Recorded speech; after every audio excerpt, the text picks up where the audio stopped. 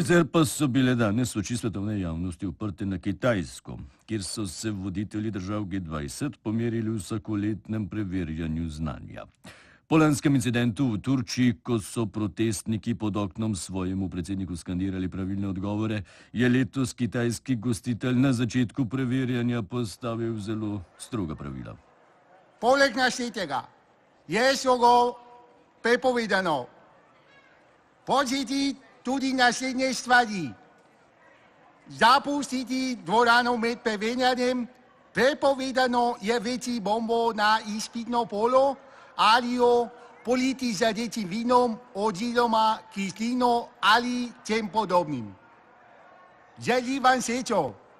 Počasi lahko odprete polo in začnete.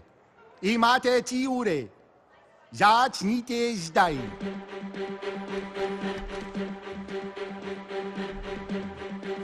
Bez pogovarjanja prosim Italija in Francija zadnje upozorijo.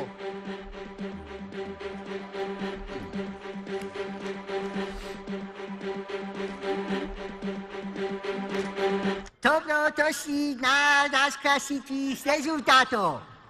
Prosimo, vstopajte v koloni. Hvala.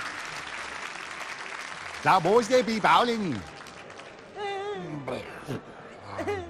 Ich habe 3 gemacht. Ich habe auch 3 gemacht. Ja, das ist korrekt. I always put the answers under my turban. It's one of the best places to hide.